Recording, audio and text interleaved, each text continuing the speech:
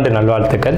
அதாவது நம்ம தமிழர்கள் தமிழ் புத்தாண்டை தான் நம்ம வந்து விசேஷமாக கொண்டாடணும் அப்படின்ற ஒரு அமைப்பில் வந்துட்டு இந்த தமிழ் புத்தாண்டு அப்படிங்கிறது வரக்கூடிய ஏப்ரல் 14 தொடங்க இருக்குது. நம்மளுடைய தமிழர்களுடைய ஒரு பண்பாட்டில், நம்மளுடைய கணித முறைகளில், நம்மளுடைய சாஸ்திர முறைகளில் முன்னோர்கள் வகுத்து கொடுத்தது எது அப்படின்னு கேட்டிங்கன்னா சித்திரை 1 தான் நமக்கு தமிழ் புத்தாண்டு. பிறக்க போகிற தமிழ் புத்தாண்டு இந்த சித்திரை 1 அப்படிங்கிறது விஸ்வாசு வருடம். அதாவது 60 வருடங்கள் தமிழருக்கு பிரபவ விவ சுக்ல பிரமோத்துத பிரமோத்பத்தி ஆங்கிரச ஸ்ரீமுக பவ யுவ தாது ஈஸ்வர வெகுதானியா அப்படின்ட்டு 60 வருடங்கள் தமிழ் வருடங்கள் கொடுக்கப்பட்டிருக்கு. அதில் 39வது வருடமானது விஸ்வாசு வருடம். இந்த வருடத்தை நோக்கி தான் நம்ம அடியெடுத்து வைக்கிறோம். நம்ம தமிழர்களுடைய கலாச்சாரப்படி பல்வேறு மதங்களும் பல்வேறு இனங்களும் பல்வேறு கலாச்சாரங்களும் இருந்தாலும் இந்த உலகத்தினுடைய ஆதி கர்த்தா, ஜோதிட சாஸ்திரத்தினுடைய ஆதி கர்த்தா அப்படிங்கிறவங்க தமிழர்கள் தான்.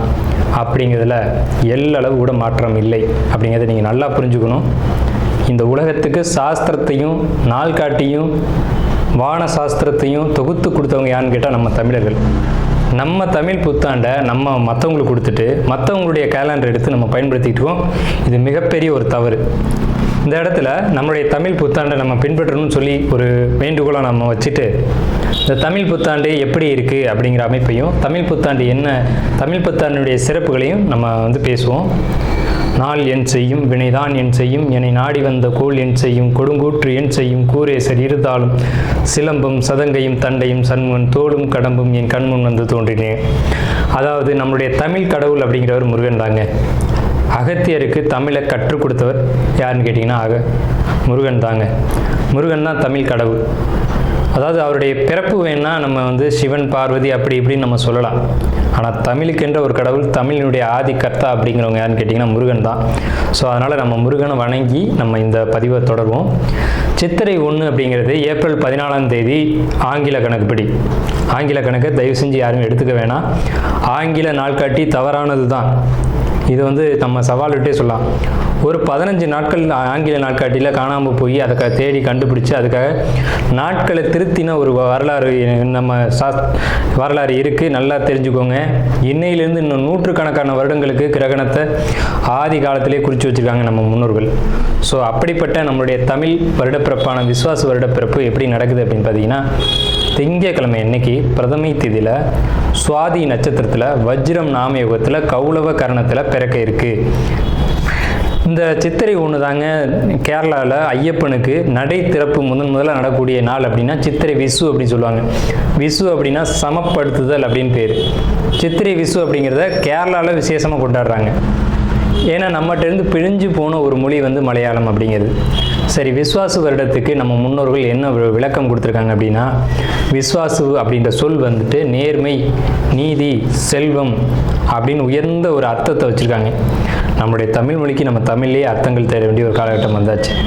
சரி, இந்த விஸ்வாசு வருடம் அப்படிங்கிறது நேர்மை, நீதி, செல்வம் அப்படிங்கிற ஒரு அர்த்தத்தில் வருது இந்த சொல் அப்படிங்கிறது. இந்த விஸ்வாசு வருடத்துக்கு உண்டான பலன்களாக நம்ம முன்னோர்கள் என்ன சொல்லியிருக்காங்க அப்படின்னு பார்த்தீங்கன்னா, விஸ்வாசு வருடம் தன்னில் வேளாண்மை ஏறும், பசுமாடும் மாடும் பழிக்கும், சிசு நாசம், மறையோர்கள் வாழ்வார்கள், மாதவங்கள் மீறுமே, மற்றுலகில் உண்டு மலை அப்படின்னு சொல்லியிருக்காங்க. மற்றுலகில் உண்டு மலை அப்படின்னு முடிக்கிறாங்க. இதனுடைய அர்த்தம் என்னன்னு கேட்டிங்கன்னா, இந்த வருடம் விஸ்வாசு வருடம் அப்படிங்கிறது ஒவ்வொரு 60 வருடங்களுக்கு ஒரு முறை 39 ஆண்டாக பிறக்கக்கூடிய இந்த விஸ்வாசு வருடமானது வருகின்ற காலகட்டத்தில் எல்லாம் வேளாண்மை உயரும் அப்படின்னு சொல்லியிருக்காங்க. மாடும் பழிக்கும் அப்படின்னா நம்மளுடைய பசுமாடுகள் அப்படிங்கிறது நல்ல ஒரு முன்னேற்றத்தை அடையும். மாடு ஆடுகளுக்கு ஒரு நல்ல தீவனங்கள் கிடைத்து அதுவும் நல்ல செழித்து வரும். ஆதி காலத்தில் வந்து மாடை தான் செல்வமாக குறிப்பிட்டிருக்காங்க. இன்றைக்கி வந்து பணம் அப்படின்ற ரூபாய் தாள்களை நம்ம வந்து பணமாக குறிப்பிட்றோம். ஒரு முன்னோர்கள்லாம் வந்து மாடு எவ்வளோ இருக்குது, மாட்டினுடைய அந்த குப்பை வந்து வேஸ்ட்டெல்லாம் எங்கே ஒரு மனிதன் வந்து எங்கே சேகரிக்கிறானோ அதை போய் முதல்ல பார்ப்பாங்கங்க. அதை வச்சு தான் அவனுடைய செல்வம் என்னன்றதை குறிப்பிட்டு பொண்ணு கொடுக்குறதா இருக்கட்டும், பொண்ணு எடுக்கிறதா இருக்கட்டும், இதெல்லாம் நம்முடைய மரபில் இருந்து வந்த ஒரு விஷயம். ஸோ அப்போ இத்தனை மாடுகள் இருந்தால் தான் அவன் செல்வந்தன் அப்படின்ற ஒரு கான்செப்ட் வந்து முன்னோர்கள் நமக்கு காமிச்சிருக்காங்க. அப்படிப்பட்ட பசுமாடுகள் மாடும் பழிக்கும் அப்படின்ற ஒரு வார்த்தையை வந்து அங்கே குறிப்பிட்டிருக்காங்க. சிசு நாசம் அப்படின்ற வார்த்தையை சொல்கிறாங்க. மறையோர்கள் வாழ்வார்கள். மறையோர்கள்னு யாருன்னு கேட்டிங்கன்னா சமுதாயத்தில் முக்கியமாக இருக்கக்கூடிய பெரியவங்க, மற்றவங்களுக்கு வழிகாட்டக்கூடியவங்க வாழ்வாங்க அப்படின்ற சொல்லியிருக்காங்க. மாதவங்கள் மீறுமே அப்படின்ற ஒரு வார்த்தையும் வருது. மாதவங்கள் மீறும் அப்படின்னா ஒழுக்கக்கேடான செயல்பாடுகளில் மனிதர்கள் நடக்க வேண்டிய காலகட்டங்கள் வரும். ஒழுக்கக்கேடுனா என்னங்க? இந்த விரல் தான் ஒழுக்கக்கேடு, இந்த ஒற்றை விரல் தான். இந்த விரலை வச்சு தான் நம்ம பட்டன் அமுக்கிறோம், காசு வாங்கிட்டு அமுக்கிறோம். இதுதான் மாதவங்கள் மீறுமே அப்படின்றது. ஸோ அந்த மாதிரிலாம் இல்லாமல் மனசாட்சிக்கு துரோகம் செய்யாமல் யார் நீதி பரிபாலனம் செய்வாங்க அப்படின்றத தெரிஞ்சு சரியான வாக்களித்து நல்ல தலைவனை தேர்ந்தெடுக்க வேண்டிய காலகட்டங்கள் அப்படிங்கிறத இங்கே மறைமுகமாக இந்த விசுவாச வருடத்தினுடைய வெண்பா பாடல் அப்படிங்கிறது நமக்கு சுட்டி காட்டுது. இந்த சித்திரை வருட பிறப்பானது மகர லக்னம்னு சொல்லக்கூடிய சர லக்னங்களில் விழுகுது. எப்படின்னு கேட்பீங்க? தமிழனுடைய கணக்குப்படி சூரியன் எப்போது கிழக்கு வானில் உதிக்கிறதோ அதுதான் லக்னம். ஸோ சித்திரை மாதம் 1ஆம் தேதியானது உதிக்கக்கூடிய நேரம் அப்படிங்கிறது கிழக்கு வானத்தில் சூரியன் உதிக்கக்கூடிய அந்த டைம் அப்படிங்கிறது 2:22 அதிகாலை மணி 2:22க்கே சூரியன் கிழக்கு வானத்தில் உதிச்சிடறாரு. அப்போ அது லக்னமாக போட்டுக்கணும், இந்த வருடத்தினுடைய பிறப்பு லக்னமாக போட்டுக்கணும். ஸோ அப்படி நம்ம போடும்போது மகர லக்னம் சர லக்னத்தில் விழுகுது. முன்னோர்கள் சித்திரை 1ஆம் தேதி அப்படிங்கிறத கண்டறிஞ்சு அந்த 1ஆம் தேதி தொடங்கக்கூடிய லக்னத்தை கண்டறிஞ்சு அதுக்கான பலன்களை பஞ்சாங்கங்களில் எழுத ஆரம்பிச்சிருக்காங்க. ஸோ அதன் அடிப்படையில் சர லக்னமான மகர லக்னத்தில் இந்த புத்தாண்டு அப்படிங்கிறது பிறகுது. இது ஒரு விசேஷமான ஒரு விஷயந்தான். ஏன் அப்படின்னு கேட்டிங்கன்னா, அந்த மகர லக்னத்துக்கு அதிபதியான சனி பகவான் ஒரு பலமான ஒரு நிலையில் வருடப்பிறப்பின் போது இருப்பாங்க அப்படிங்கிற ஒரு விசேஷமான ஒரு அமைப்பில் இந்த வருடப்பிறப்பு அப்படிங்கிறது விஸ்வாச வருடம் பிறக்கின்றது. ஸோ இந்த விஸ்வாச வருடம் பிறக்கும் போதே நமக்கு ஒரு நல்ல செய்தி கிடைச்சாச்சு, இந்த வருடம் நன்றாக இருக்க போகுது அப்படிங்கிற ஒரு விஷயம். சரி, இதை சித்திரை மாதம் தான் நீங்கள் தமிழருடைய கலாச்சாரம் அப்படின்னு சொல்றீங்களே, இதுக்கு ஏதாவது ஆதாரம் இருக்கா அப்படின்னு கேட்டிங்கன்னா கண்டிப்பாக இருக்கிறது. புறநானூறு அப்படின்ற ஒரு தமிழ் இலக்கியம் இருக்குது. அதில் போய் தேடி பார்த்தீங்க அப்படின்னா தலைநாள் பூத்த பொன் இணர் வேங்கை அப்படின்ற சொல்லும், கனிவேங்கை நன்னாளே நாடி மலர்தலால் அப்படின்ற வார்த்தை வரும். அதாவது சித்திரை மாதத்தில் பூக்கள் அதிகமாக பூத்து குலுங்கும், அதனால தலைநாள் அப்படின்ற சொல்ல யூஸ் பண்ணுறாங்க. தலைநாள்னா முதல் மாதம் அப்படின்னு, தலை மாதம் கடை மாதம் அப்படின்னு பிரிக்கிறாங்க. கனிவேங்கை நாடி மலர்தலால், கனிவேங்கை நல்லான் நாடி மலர்தலால், அந்த பூக்கள் பூக்கிறதுனால அந்த கனிவேங்கை மாதம் அப்படிங்கிறதையும் தலைநாள் பூத்த பொன் இணர் வேங்கை அப்படின்ற சொல்லும் புறநானூறு அப்படின்ற இலக்கியத்தில் தமிழ் மாதம் முதல் மாதம் சித்திரை மாதம்ன்ற குறிப்பீடு அங்கே இருக்குது. சரிங்களா? வண்ண மலர்கள் பூத்து குலுங்கக்கூடிய ஒரு பொன்னான மலர்கள், பொன் போன்ற மலர்கள். இன்றைக்கும் கேரளாவில் ஒரு மஞ்சள் நிறத்தில் தங்க நிறத்தில் பூக்கக்கூடிய பூக்களை பறித்து அவங்க விசேஷத்துக்கு சித்திரை 1 அன்னைக்கு கொண்டாடுறாங்க. அவங்க தமிழ் பண்பாடை பின்பற்றுறாங்க அப்படின்றத இதை நீங்கள் தெரிஞ்சுக்கலாம். சரிங்களா? இப்போ இந்த சித்திரைக்கு அதிதேவதை யாருன்னு கேட்டிங்கன்னா மகாவிஷ்ணு. மகாவிஷ்ணு தான் காக்கக்கூடிய கடவுள் அப்படின்னு சொல்கிறாங்க. மகாவிஷ்ணு எங்கும் நிறைந்தவர் அப்படின்னு சொல்கிறாங்க. சரிங்க சார், சித்திரை மாதம் விசேஷங்களை கொண்டாடலாமா அப்படின்ற ஒரு கேள்வி வரும். 100% கொண்டாடலாம். ஏன்னு கேளுங்க. இதுக்கு உதாரணம் ராமர் தான். ராமர் பட்டாபிஷேகம் ஏற்ற மாதம் எதுன்னு கேட்டிங்கன்னா சித்திரை மாதங்க.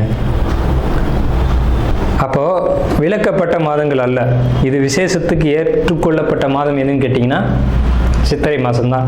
பகவத்கீதையிலே ஒரு வார்த்தை வருது, ருதுக்களில் நான் வசந்த ருதுவாக இருக்கிறேன் அப்படின்னு கிருஷ்ணன் சொல்கிறார். நம்மளுடைய வாக்கியம்ல, இது பகவானுடைய சொல். அப்போ வசந்த ருது அப்படின்றது எதுன்னு கேட்டிங்கன்னா சித்திரை 1 தான் வசந்த ருதுனுடைய தொடக்கம். வசந்த காலம் அப்படிங்கிறது வெயில் காலம் அப்படின்னு தான் பேர், கோடை காலம் அப்படின்னு பேர். வசந்த காலமானது சித்திரை வைகாசி, இந்த 2 மாதத்தையும் வசந்த காலம் அப்படின்னு குறிப்பிடுறாங்க சமஸ்கிருதத்தில். அப்போ இந்த வசந்த காலம் எனக்கு பிடித்த ருது அப்படின்னு சொல்கிறாரு கிருஷ்ணர். ஸோ ராமர் பட்டாபிஷேகம் ஏற்றுக்கிட்ட ருது எது அப்படின்னு கேட்டிங்கன்னா சித்திரை மாதம். அப்போ சித்திரை மாதம் புது வீடு வாங்கலாம், புது வீடுக்கு கிரகப்பிரவேசம் பண்ணலாம், புது மனை எழுப்பலாம், மனை சம்பந்தப்பட்ட விஷயங்கள், மங்கள காரியங்கள் இது எல்லாம் செய்வதற்கு உகந்த மாதம் சித்திரை மாதம். சரி, அப்போ அந்த சித்திரை மாதம் பார்த்தீங்கன்னா சித்ரா பௌர்ணமி அப்படின்னு ஒன்று வரும். சித்திரை பௌர்ணமி அப்படின்ற ஒரு விசேஷம் வரும்.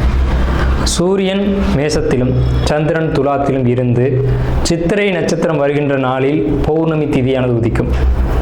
ஒவ்வொரு தமிழ் மாதத்துக்கும் குறிப்பிட்ட நட்சத்திரத்தில் தான் பௌர்ணமி திதி வரும். அந்த திதி எந்த காலகட்டத்திலையும் மாறாது. அதனால தமிழர்கள் ரொம்ப நுட்பமானவர்கள் நம்ம சொல்கிறோம். வைகாசி மாதம் அப்படின்னு எடுத்துக்கிட்டோம்னா அந்த மாதத்துக்கு பேர் வைகாசின்னு ஏன் வந்தது அப்படிங்கிறது தெரியணும். விசாக நட்சத்திரத்தில் பௌர்ணமி உதிக்கும்.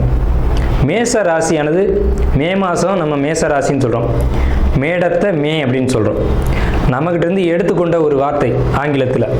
மேடம்ன்ற சொல்ல மேஷம், மேடம்ன்ற சொல்ல மே அப்படின்னு திரிச்சிருக்காங்க. இவ்வளோதான் விஷயம், சரிங்களா? மேடம் நம்ம குறிப்பிட்றோம் ராசியில், அதை மே மாதம் அவங்க குறிப்பிட்றாங்க. அப்போ இந்த பருவ காலத்தில் மே மாதம் வரக்கூடிய இந்த சித்திரை நட்சத்திரத்தில் தான் சித்திரை மாதம் பௌர்ணமி உதிக்கும். முழு நிலா, பெரிய நிலா உதிக்கும். சந்திரன் வந்து ரொம்ப பிரகாசமாக இருக்கக்கூடிய பௌர்ணமி திதியானது முதல்ல உதிக்கிற மாதம் சித்திரை மாதத்தில் தான் அவ்வளோ முழு நிலாவாக ஒலிக்கும். இந்த சித்ரா பௌர்ணமி அப்படிங்கிறது சித்திரகுப்தனுக்கான விசேஷ நாள். சித்திரகுப்தன் யாருங்க? யமனுடைய பிஏ, யமனுடைய கணக்காளி, யமனுடைய பணியாளர். இவரை வந்து இந்த மாதத்தில் விசேஷமாக கொண்டாடுறாங்க. நம்மளுடைய முன்னோர்கள் இறந்தவங்க இருக்காங்க அப்படின்னா அவங்க நல்ல ஆத்மாவா கெட்ட ஆத்மாவான்னு கணக்கு எழுதக்கூடியவர் சித்திரகுப்தன் தான். அந்த கணக்கு அவர் எழுதுறதுனால தான் சித்ரா பௌர்ணமி அன்னைக்கு நம்ம முன்னோர்களை கொண்டாடி விசேஷமாக வழிபாடு செய்கிறோம். தை 1 தமிழ் புத்தாண்டுன்னு கொண்டு வந்தாங்க. அதை முழுமையாக ஒரு வருடம் கூட அவங்களால கடைபிடிக்க முடியல. இன்னொரு வரைக்கும் அதுக்கான சரியான கணக்கீடுகளை அவங்களால கொடுக்க முடியலை. வார்த்தைக்கு தை 1 தான், இது வந்து நாங்கள் ஆதாரத்தை கண்டுபிடிச்சிட்டோம், எங்கள்கிட்ட இது இருக்குது அது இருக்குது அப்படின்லாம் சொன்னாங்க. ஆனால் ஒரு தெளிவான ஒரு விஷயத்தை அவங்களால கொடுக்க முடியல. அதுக்கான ஒரு காலண்டரையோ நாட்காட்டியோ அவங்களால கொடுக்க முடியல. சித்திரை 1 தான் தமிழர்களுக்கான புத்தாண்டு. அந்த புத்தாண்டை விசேஷமாக கொண்டாடணும். எப்படிலாம் கொண்டாடலாம் சார்? எப்படி கொண்டாடலாம்? சித்திரை மாதத்துக்கு முத நாளே அதுக்கு நம்ம தயாராகணும். நம்மளுடைய பாரம்பரிய உடைகளை அன்றைக்கி அணியணும். என்னது நம்ம பாரம்பரிய உடை அப்படின்னு கேட்டிங்கன்னா, தும்பப்பூ மல்லு வேட்டின்னு கேள்விப்பட்டிருப்பீங்க. மல்லு வேட்டி வந்து தும்ப நிறத்தில் தாங்க இருக்கும். தமிழருடைய உடை அப்படின்னு எடுத்துக்கிட்டிங்கன்னா, நம்ம வந்து வெயிலில் இருக்கக்கூடியவங்க, விவசாயம் பண்ணக்கூடியவங்க, உழைக்கக்கூடியவங்க, நமக்கு வந்து மல்லு வேட்டி தான் ஒத்து வரும். இந்த இப்போ கலாச்சாரம் மாறிடுச்சு, என்னென்னவோ உடைகள் அணிகிறாங்க. அதெல்லாம் நமக்கான உடை கிடையாது. தும்பப்பூ மல்லு வேட்டி தான் நமக்கான உடை. அப்போ இந்த மல்லு துணியை தான் நம்ம வஸ்திரத்தை அணியணும். மேல் சட்டை போடக்கூடிய வழக்கம் நம்மளுடைய கலாச்சாரத்தில் கிடையாது. அப்படி போடுறது ரொம்ப தவறான விஷயம். நம்ம தவறான விஷயத்தை நோக்கி போய்கிட்டுருவோம். ஒரு ஊசியில் குத்தி ஒரு துணியை நெஞ்சு நீங்கள் போட்டிங்கன்னா நீங்கள் தமிழர்களே கிடையாது. உறுதியாக சொல்லுவேன். வெறும் துணியை நூலில் கோக்காமல் அணிகிறவன் தான் உண்மையான தமிழன். இதை மறுத்து பேசவே முடியாது. இதுதான் உண்மையான வரலாறு. அதாவது ஒரு துணியை எடுத்து அப்படியே உடலில் சுற்றிக்கணும், அவன் தான் தமிழன். மேல் அங்கம் வந்து வஸ்திரம்ன்ற துண்டும், அது எவ்வளோ பெருசாக வேணாலும் இருக்கலாம், அது சின்னதாக வேணாலும் இருக்கலாம். அது அவங்களுடைய வசதியை பொறுத்தது. ஆனால் சுத்தமான மல்லுவாக இருக்கணும். மல்லுன்றது பருத்தி நூலால் செய்யப்பட்டது. நம்ம வந்து பருத்தியை உற்பத்தி செய்யக்கூடியவங்க. நம்ம நிலத்தில் தான் பருத்தி உற்பத்தி ஆகும். அதுக்கான சரியான மண் வந்து தமிழர்களுடைய மண் தான். உலகத்துக்கே ஆடையும் சாஸ்திரத்தையும் கற்றுக் கொடுத்தவங்க யாருன்னா தமிழன் தான். ஸோ இந்த மாதிரி பாரம்பரிய உடைகளை அணிஞ்சு நம்ம விசேஷத்தை கொண்டாடணும். பச்சடி செய்வாங்க அன்னைக்கு, சித்திரை 1 அன்னைக்கு பச்சடி செய்வாங்க. அன்றைக்கெலாம் யாருமே செய்யறதில்ல. வேப்பம்பூ பச்சடி, மாங்காய் பச்சடி இதெல்லாம் செய்வாங்க. அது ரொம்ப இனிமையாக இருக்கும். வேப்பம்பூ எப்படி சார் இனிமையாக இருக்கும்? செய்வாங்க சார், அதை இனிப்பாக செய்ய முடியும். பச்சடி செய்வாங்க. அன்னைக்கு அந்த உணவை எடுத்துக்கணும். வேப்பம்பூ ரசம்லாம் வச்சு அன்றைக்கி சாப்பிடுவாங்க. அவ்வளோ ருசியாக இருக்கும். அந்த நாளில் அந்த உணவை தான் எடுத்துக்கணும்னு நமக்கு முன்னோர்கள் சொல்லியிருக்காங்க. அதை தவிர்த்து நீங்கள் போகிறது அப்படிங்கிறது ஒரு சிறப்பான விஷயம் கிடையாது. சரி, நம்ம வந்து இந்த 39ஆவது ஆண்டில் இருக்கோம். கலியுகாதி வருஷம் 5127ஆவது ஆண்டு இந்த விசுவாச வருடம் பிறக்குது. இந்த ஆண்டினுடைய ராஜா மந்திரி அப்படிங்கிறது சூரியன். இந்த ஆண்டினுடைய ராஜா மந்திரி அப்படிங்கிறது சந்திரன். அர்க்காதிபதி சூரியன், மேகாதிபதி சூரியன், சஸ்யாதிபதி குரு, சேனாதிபதி சூரியன், ரசாதிபதி சனி. இந்த ஆண்டினுடைய ராஜா அப்படின்னு சொல்லக்கூடியவர் சந்திரன் பலமாக இருக்காங்க. இந்த ஆண்டு தொடக்கத்திலே பலமாக இருக்காங்க. சனி பலமாக இருக்காங்க. சூரியன் பலமாக இருக்காங்க. சூரியன் எப்போவுமே வருஷ ஆண்டு பிறப்பு அப்படின்னாலே சூரியன் பலமாக தான் இருப்பார். அது என்ன ஸ்பெஷல்னு கேட்டிங்கன்னா, அந்த வீடு வந்து எந்த ஒரு பலகீனமும் அடையாமல் இருக்குது. மேசராசி. சஸ்யாதிபதி குரு அதீத பலத்தில் இருக்கார். எப்படின்னு கேட்டிங்கன்னா, பரிவர்த்தனை யோகத்தில் குரு சுக்கிரன் பரிவர்த்தனையில் தங்களுடைய வீடுகளை மாற்றிக்கிட்டு, பகைக்கிரகங்கள் தான் குரு சுக்கிரன், ஆனால் தங்களுடைய வீடுகளை பரிமாற்றம் செஞ்சுக்கிட்டு நல்ல ஒரு பலமான நிலையில் இருக்காங்க. இந்த வருஷம் மழை வந்து ரொம்ப அற்புதமாக பெய்யும். சகல ஜீவராசிகளுக்கும் உணவுகள் தட்டுப்பாடு இல்லாமல் கிடைக்கும். ரொம்ப பெரிய ஒரு அற்புதமான விஷயம். அன்னதானங்கள், கோயில் விசேஷங்கள் சிறப்பாக நடக்கும். ஆனால் அந்த புனித யாத்திரைக்குள் போகக்கூடியவங்களுக்கு இந்த விஸ்வாச வருடம் அவ்வளோ சிறப்பாக இல்லை. அங்கே சில நெருக்கடிகள், தொந்தரவுகள் இருக்கலாம் அப்படின்ற ஒரு சின்ன மைனஸ் மட்டும்தான் இருக்குது. அதே நேரத்தில் உணவு உற்பத்திகள் அப்படிங்கிறது அதிகரிக்கும். மழை நல்லா பொழியும். அணு ஆயுத உற்பத்திகள் அதிகமாக இருக்கும். ஆயுதங்கள், இரும்பு, எஃகு போன்ற விஷயங்களுடைய உற்பத்தி அதிகரிக்கும். மருத்துவத்தில் இந்திய தேசம் முதலிடத்தை வகிக்கும். வட மாநிலங்களில் வெள்ள பாதிப்புகள் ஏற்படும். மின்சார தடைகள் அடிக்கடி ஏற்படும். பேட்டரி வாகனங்கள் அதிகரிக்கும். பெரும்பாலும் இந்த பெட்ரோலியம் சம்மந்தப்பட்ட வாகனங்கள் அப்படிங்கிறது குறையும். தங்கம், வெள்ளி உளைச்சல் அப்படிங்கிறது உச்சத்தை அடையும். விலை உச்சத்தை அடையும். தங்கம், வெள்ளியை பொறுத்த வரைக்கும், ஆபரணங்களை பொறுத்த வரைக்கும் விலை உச்சத்தை அடையும். ஆனால் விலையும் அதிகம் அடையும் போதெல்லாம் அந்த விற்பனையும் அதிகமாகும். நல்ல லாபங்கள் கிடைக்கும். அதிகமாக தங்க நகைகளை வாங்கி அணியக்கூடியதும் சேமிக்கக்கூடியதும் இந்த ஆண்டு மக்கள் செய்வாங்க. சுரங்கம், பெட்ரோலியம், கிணறு இதை பொறுத்த வரைக்கும் விபத்துக்கள் ஏற்படுத்தி கொண்டே இருக்கும். பெண்களுக்கு அவமரியாதைகளும் பாலியல் தொந்தரவும் நடைபெறும். இது ஒரு மைனஸ் தாங்க. பூச்சி, கருவண்டு இந்த மாதிரியான விஷயங்கள் அதிகரிக்கும். வெங்காயம், தக்காளி, பூண்டு, மாங்காய், புளி இதனுடைய உற்பத்தியும் அதிகமாக இருக்கும். விலையும் அதிகமாக இருக்கும். மனிதர்களுக்கு இந்த நடைப்பயணம் போகக்கூடியவங்களுக்கு மட்டும் கொஞ்சம் தொந்தரவுகள் இருக்குங்க. இது இந்த ஆண்டினுடைய பலனாக இருக்குது. இந்த ஆண்டு எப்படி கொண்டாடணும் அப்படின்றத பற்றி நம்ம பேசணும், சரிங்களா? அப்போ அந்த நாளில் புத்தாடைகள் அணிஞ்சு விசேஷமாக நம்ம அதுக்கு முத நாளே தயாராகிடணும். சித்திரை கனி காணுதல் அப்படின்னு சொல்லுவாங்க. சித்திரை கனி காணுதல் தமிழர்களுடைய ஒரு மரபான பண்பாடு. இந்த சித்திரை மாதத்துக்கு முத நாளே அதுக்கான ஏற்பாடுகள்லாம் செஞ்சு வச்சுட்டு நீங்கள் அடுத்த நாள் புத்தாண்டு பிறக்கும்போது அந்த சித்திரை கனி காணுதலோடு நீங்கள் தொடங்குனீங்க அப்படின்னா இந்த புத்தாண்டு ரொம்ப பெரிய விசேஷத்தை உங்களுக்கு கொடுக்கும். நீங்கள் 12 ராசிகளில் எந்த ராசியில் பிறந்திருந்தாலும் உங்களுக்கு ஏற்றம் தான் அப்படிங்கிறதுல மாற்றுக்கிறதுக்கு இடமில்லை. 12 ராசிகளுக்கும் யோகத்தை கொடுக்கக்கூடிய ஒரு ஆண்டு தான் இந்த சித்திரை புத்தாண்டு பிறப்பு, விஸ்வாச வருட பிறப்பு. விஸ்வாசு அப்படின்னாலே விஸ்வாசம் அப்படின்ற சொல்ல ஒரு தெரிந்த சொல்ல தான் நம்ம பார்க்குறோம். நேர்மையாகவும் மக்கள் செயல்படுவாங்க, நீதியோடு நடந்துக்குவாங்க. நீதி என்னன்றது தெரியும். தலைமையில் இருக்கக்கூடியவங்களுக்கு கொஞ்சம் தொந்தரவுகள் வரும். தலைமை அப்படின்னா உங்களுக்கு தெரியும், அரசாங்கத்தில் அரசியலில் இருக்கக்கூடியவங்களுக்கு தொந்தரவுகள் வருது அப்படிங்கிறதெல்லாம் மாற்றுக்கிறதுக்கு இடமில்லை. இதை பலர் சொல்லலாம், பலர் மறுக்கலாம். நடக்கும்போது சில விஷயங்கள் நீங்கள் தெரிஞ்சுக்கிங்க. புத்தாண்டினுடைய பிறப்பானது சிம்ம மாந்தியில் தொடங்குகிறது. அப்போ தலைமையில் இருக்கக்கூடியவங்க யாருன்னு நம்ம குறிப்பிட்டு சொல்ல முடியாது. எல்லாருமே தலைமை தான். அந்த பார்லிமெண்ட்டு, அதே மாதிரி நாடாளுமன்றம், இந்த மாதிரி இடங்களுக்கு போகக்கூடியவங்க எல்லாருமே தலைமை தான். இவங்களுக்கு மட்டும் கொஞ்சம் எச்சரிக்கையாக இருக்கணும் அப்படின்ற காலகட்டம். உடலையும் மனதையும் தைரியமாக பார்த்து கொள்ள வேண்டும் அப்படின்ற காலகட்டம் இந்த விஸ்வாச வருடம். அதே சமயத்தில் நீதி, நேர்மை யாரெல்லாம் கடைபிடிக்கிறீங்களோ உங்களுக்கு இந்த விஸ்வாச வருடம் உங்களை விசுவாசமாக காப்பாற்றும் அப்படிங்கிறதுலேயும் மாற்றுக்கிறதுக்கு இடம் இல்லைங்க. ஸோ நம்மளுடைய இந்த வீடியோ பார்த்த அனைவருக்கும் நன்றிகள். துலா ராசியின் முதல் நட்சத்திர தொடக்கமானது சித்திரை 3 நாள். வாரிசு இல்லைன்னு காத்துக்கூடிய சித்திர நட்சத்திரக்காரங்களுக்கு, இந்த துளாராசிக்காரங்களுக்கு நிச்சயமாக அந்த விசுவாச வருடத்தில் குழந்தை இருக்குது. தொழிலில் பெரிய முடிவுகள் எடுப்பீங்க, பெரிய முன்னேற்றத்தை அடைவீங்க. சொத்து சம்பந்தமான விஷயங்கள், உங்களுக்கு சொத்து சேர்க்கை அப்படிங்கிறது நல்லாயிருக்கும். சாதாரணமான நிலையிலேருந்து பிரம்மாண்டமான நிலைமைக்கு வளருவீங்க. தொழில் வாய்ப்புகளும் வேலை வாய்ப்புகளும் உங்களுக்கு அதிகமாகவே கிடைக்கும். ஸோ இந்த துளாராசி சித்திரை நட்சத்திரம் அப்படிங்கிறது இந்த விசுவாச வருஷம் சூப்பராக இருக்குது. யோகமான ஆண்டு. துளாராசி அப்படிங்கிறது தராசு தட்டு.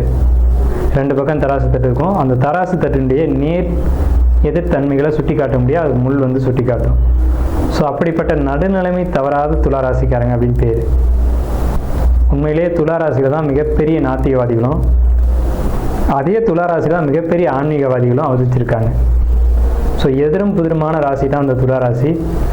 ஒன்று தெய்வ நம்பிக்கை சுத்தமாக இருக்காது, இல்லைன்னா தெய்வ நம்பிக்கை ரொம்ப அதிகமாக இருக்கும். ஸோ இப்படிப்பட்ட ஒரு கான்செப்டில் இருக்கக்கூடிய உங்களுடைய குணம் அப்படிங்கிறது இப்படி தான் எதிரும் புதிருமாக இருக்கும். மிகப்பெரிய பெரிய இறைவனை கண்டறிஞ்சவங்க, இறைவனே கதி அப்படின்னு போனவங்க எல்லாம் பார்த்தீங்கன்னா துளாராசி தான். கடவுளே இல்லைன்னு சொன்னவங்களும் துளாராசி தான். ஏன் இப்படி நடக்குது அப்படின்னு பார்த்தீங்கன்னா, இந்த ராசி தான் ராசி மண்டலத்தையே 2ஆக பிரிக்கக்கூடிய ராசி. ஸோ அதனால் நீதி, நேர்மை அப்படிங்கிறதுக்கு இந்த ராசிக்கு பஞ்சம் இருக்காது.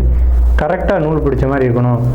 இவங்களுக்கு எப்போவுமே கோபம் அதிகம் வரும். ஏன்னு கேட்டிங்கன்னா, இவங்க வந்து அந்த நீதி தவறும்போது அதை பொறுமையாக பார்த்து இருக்க மாட்டாங்க. சனி உச்சம் அப்படிங்கிறதுனால பொறுமை அப்படிங்கிறது உங்களுக்கு கொஞ்சம் பற்றாக்குறையாக தான் இருக்கும். ஆனால் பொறுமையாக இருந்தாங்கன்னா ரொம்ப லைஃப் வந்து சூப்பராக இருக்கும் அப்படின்னு கூட சொல்லலாம். இந்த ராசியினுடைய தனித்தன்மை அப்படிங்கிறது எப்போவுமே யாராக இருந்தாலும் பாரபட்சம் இல்லாமல் எல்லாரையும் ஒரே கண்ணோட பார்க்குறது தான் இந்த ராசியினுடைய தனித்துவம் அப்படிங்கிறது. எல்லாரையும் ஒரு கண் கொண்டு பார்க்குறது. இவர் வேண்டியவர், இவர் வேண்டாதவர், இவர் அப்பா, இவர் வேற ஒருவர் அப்படிங்கிறதெல்லாம் இல்லாமல் யார் தப்பு பண்ணாலும் தப்பு, யார் சரி செஞ்சாலும் சரி அப்படின்னு உறக்க சொல்லக்கூடியது எந்த ராசின்னா துலா ராசி தான். சரிங்களா? இப்போ சார் எங்களுக்கு இந்த விசுவாச வருஷம் எப்படி இருக்குது அப்படின்னு நீங்கள் கேட்டிங்க அப்படின்னா சூப்பராக இருக்குது. ஏன் சார் அப்படி சொல்கிறீங்க? உங்கள் ராசிக்கு ஆகாத கிரகம் 3 ஆறுக்குடைய குரு, ஆனால் 9ஆம் இடத்துல உட்காந்துருக்கார். ஓடிப்போனவனுக்கு 9ல் குரு, அகப்பட்டவனுக்கு அட்டமத்தில் ராகு அப்படின்னு சொல்லுவாங்க. அப்போ ஓடிப்போனவனுக்கு 9ல் குருனா ஏன் அப்படி சொல்லியிருக்காங்க அப்படின்னா 9ல் குரு இருந்தால் ராசியை பார்க்கும், ராசிக்கு 3ஆம் இடத்தை பார்க்கும், ராசிக்கு 5ஆம் இடத்தை ஒரே காலத்தில் பார்க்கும். ராசி 3, 5 இந்த 3 இடங்களை ஒரே காலத்தில் பார்க்கும்போது அது மிகப்பெரிய நல்ல விஷயங்களை செஞ்சுட்டு போயிடும்.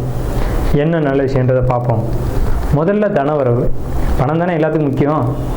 அது துலா ராசிக்கு ரொம்ப முக்கியம் வந்து பணம் தான். ஏன்னா இந்த வீட்டின் அதிபதிய சுக்கிரன் தானே. திடீர் தனவரவு அதிர்ஷ்டமும் இந்த விசுவாசத்தில் உங்களுக்கு தான் உண்டு.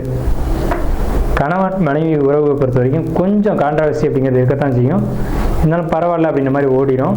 இது வரைக்கும் உங்களுடைய பொருளாதார நிலைகள் கொஞ்சம் தட்டுப்பாடாக தான் இருக்கும். வரவுக்கு மீறி செலவு இருக்கும். குடும்பத்தில் சுபகாரியங்கள் நடந்திருக்கும், அதுக்கான செலவுகள் நீங்கள் மேற்கொண்டிருப்பீங்க. ஸோ இதெல்லாம் கடந்த காலகட்டத்தில் நடந்தது. நல்ல சிந்தனைகள், புதிய முயற்சிகள் இப்போ நடக்கும். அதே மாதிரி புதிய தொழில் முயற்சிகள், புதிய வேலை வாய்ப்புகள் இதெல்லாம் அதிகரிக்கக்கூடும். இதனால் உங்களுக்கு வந்து பார்த்திங்கன்னா எதிர்காலம் அப்படிங்கிறது ரொம்ப பிரைட்டாக தெரியும். எதிர்காலம் பற்றின உங்களுடைய கனவுகள் வந்து பெரிய அளவில் வச்சுக்கிட்டே போவீங்க. அதிர்ஷ்டமான காலகட்டம் தான் அப்படிங்கிறதுல எந்த ஒரு மாற்று கருத்துக்கு இடமில்ல. சாதாரண நிலையிலேருந்து மிக பிரம்மாண்டமான நிலைக்கு உயர போகிறீங்க அப்படிங்கிறதுல மாற்று கருத்துக்கு இடமில்லை. முன்னேற்றத்தை அடைவிக்க நல்ல திறமையும் அந்த திறமைக்கான சரியான வாய்ப்புகள் இந்த காலகட்டத்தில் கிடைக்கும். இப்போ ஒரு குழப்பத்திலேருந்து ஒரு தெளிவு கிடைக்கும். ஏன்னா சந்திரனை குரு பார்க்குறாங்க. ஒரு நாள் குழப்பத்திலேயே போட்டு இதை செய்வோமா வேணாமா வேணாம் அப்படின்னு நினச்சிட்டு இருந்ததுக்கு பதிலாக இப்போ ஒரு தெளிவு கிடைச்சிக்கும். இதை செய்யலாம் அப்படின்ற ஒரு இறுதியான ஒரு முடிவு வருவீங்க. இடமாற்றங்களும் பயணங்களும் அலைச்சல்களும் உங்களுக்கு உண்டு. அதனால் பாதிப்பு இருக்கா சார் அப்படின்னு கேட்டிங்கன்னா கண்டிப்பாக பாதிப்பு இல்லை. அதனால் நல்ல ஒரு சிறப்பான நிலைக்கு போகக்கூடிய காலகட்டம் தான் உங்களுக்கு வந்துக்கிட்டு இருக்கு. எதிரிகள் இது வரைக்கும் இருந்திருப்பாங்க, இனி இருந்த இடம் தெரியாமல் போயிடுவாங்க. இதுக்கு முன்னாடி எதிரிகளுடைய தொந்தரவு அப்படிங்கிறது இருந்திருக்கும். இனி அந்த பேச்சுக்கு இடமில்லை. சிரமங்கள் எல்லாமே சரியாகும். உங்களுக்கு இந்த விசுவாச வருடம் பொறுத்த வரைக்கும் சந்திரனுக்கு 6ல் சனி, 5ல் ராகு, 11ல் கேது. ஆன்மீக வழிபாடுகளை பொறுத்த வரைக்கும் கொஞ்சம் குறைச்சிக்கோங்க. கோயில்கள் போகிறதுக்காக கொஞ்சம் குறைச்சிக்கோங்க. ஏன்னா சார் எல்லோரும் கோயிலுக்கு போக சொல்லுவாங்க, நீங்கள் போக வேணாம்னு சொல்கிறீங்க அப்படின்னா தற்சமயம் கிரக நிலைகள் அப்படி தான் இருக்குது. கோயிலுக்கு போனால் உங்களுக்கு சில பாதிப்புகள் ஏற்படலாம் அப்படின்ற ஒரு நிலை இருக்குது. ஸோ அதனால் அதிகபட்சம் ஆலய வழிபாடுகளை குறைச்சிட்டு வீட்டிலே இருந்து தியானம், யோகா, மெடிடேஷன் இந்த மாதிரியான விஷயங்களை ஃபாலோ பண்ணுங்கள். அது சிறப்பான ஒரு நல்ல விஷயங்களை ஏற்படுத்தி கொடுக்கும். உங்களுடைய சிந்தனைகளில் ஒரு நல்ல மாற்றங்கள் அப்படிங்கிறது ஏற்படும். நல்ல ஒரு உடல் ஆரோக்கிய மேம்பாடு. இவ்வளோ நாள் உடம்புல பிரச்சனை இருந்தது சார் அதனால் கவலைப்படுதுன்னு அப்படின்ற ஒரு நிலையை கடந்து நீ உடல்நிலைகளை பொறுத்த வரைக்கும் ஒரு நல்ல ஆரோக்கிய மேம்பாடு அப்படிங்கிறது இருக்கும். உங்களுக்கு வயிறு சம்மந்தப்பட்ட விஷயங்களில் பிரச்சனைகள் ஏற்பட வாய்ப்பு உள்ளது. வயிறு அல்லது அடிவயிறு இது சம்மந்தப்பட்ட பாதிப்புகள், செரிமான கோளாறுகள், குடல் வாழ்வு பிரச்சனைகள் இதெல்லாம் ஏற்படுறதுக்கான ஒரு வாய்ப்புகள் உள்ளது. ஏன்னா 5ல் ராகு 6ல் சனி அப்படின்னா இந்த மாதிரியான தொந்தரவுகளை கொடுக்கும் அப்படின்ற ஒரு அமைப்பு இருக்குது. அதே மாதிரி பாத எரிச்சல், பாதத்தில் தொந்தரவு, காலில் பிரச்சனை, கால் வலி அந்த மாதிரியான தொந்தரவுகள் வயதானவர்களுக்கு வரக்கூடும். ஸோ இயல்பாக வாலிபத்தில் இருக்கக்கூடியவங்களுக்கு அந்த மாதிரி தொந்தரவுகள் வராது. மாணவர்களை பொறுத்த வரைக்கும் படிப்பில் கவனம் செலுத்த மாட்டீங்க. ஆனால் படிப்பில் கவனம் செலுத்தணும். படிப்பை தவிர்த்து மற்ற எல்லா விஷயங்களையும் கவனம் போகும். ஷேர் மார்க்கெட்டை பொறுத்த வரைக்கும் லாபங்கள் ஓரளவுக்கு இருக்கும். கடந்த காலகட்டங்கள் மாதிரி இல்லாமல் இனிய லாபங்கள் உங்களுக்கு கொடுக்கும் அப்படிங்கிற ஒரு அமைப்பு இருக்குது. அதே மாதிரி உங்களுக்கு படிப்பை பொறுத்த வரைக்கும் மாணவர்களுக்கும் இந்த ஆண்டு மந்தம் தான். விசுவாச வருடத்தை பொறுத்த வரைக்கும் துலா ராசிக்காரங்க மாணவர்களை பொறுத்த வரைக்கும் படிப்பில் மந்தம் ஏற்படும். அதில் கவனமாக இருக்கணும். அதே மாதிரி பெண்கள் பொறுத்த வரைக்கும் படிப்பு உண்டு அப்படின்ற படிப்பில் மட்டும் கவனம் செலுத்தணும். ஜாபு போகக்கூடியவங்களை பொறுத்த வரைக்கும் துலா ராசிக்காரங்களுக்கு ஜாப்பில் எந்த ஒரு விதமான தொந்தரவுகள் இல்லை. கடுமையாக உழைக்கக்கூடியவங்களை பொறுத்த வரைக்கும் மட்டும் இல்லை அதிகமாக வேலை செய்ய மாட்டேன் ஆனால் எனக்கு சம்பளம் மட்டும் கரெக்டாக வந்துடணும் அப்படின்னு நினைக்கக்கூடியவங்களுக்கு பாதிப்புகளை கொடுக்கும். ஸோ அப்போ நீங்கள் என்ன பண்ணணும் அப்படின்னா, எந்த அளவுக்கு ஜாப்பில் தொந்தரவு இருக்கக்கூடாதுன்னு நினைக்கிறீங்களோ அந்தளவுக்கு உங்கள் கடமையை நீங்கள் சரிவர செய்யணும். அதே மாதிரி தொழில் பண்ணக்கூடிய துளாராசிக்காரங்களை பொறுத்த வரைக்கும் பெரும்பாலும் தொழிலில் தான் துளாராசிக்காரங்க இருப்பாங்க. தொழில் செய்ய முடியவங்களுக்கு பிரம்மாண்ட லாபமும் பிரம்மாண்ட வெற்றியும் இருக்குது. ஏன்னா பாக்கியஸ்தான குரு அப்படிங்கிறது தொழிலில் நல்ல முன்னேற்றத்தை கொடுக்கும். அதுவும் குறிப்பாக வியாபாரம் பண்ணக்கூடியவங்க, டைப்பு, எழுத்து, பத்திரம் இந்த துறைகளில் இருக்கக்கூடியவங்களுக்கு ரொம்ப பெரிய ஒரு வளர்ச்சிக்கான காலகட்டம் தான். ஆனால் அதுலேயும் தொழிலையும் உழைப்பு அதிகமாக செலுத்தணும் அப்படிங்கிற காலகட்டம். ஸோ துளாராசி ஓவராலாக பார்க்கும்போது ஒரு 55% மேலே நல்ல பலன்கள் இருக்குது.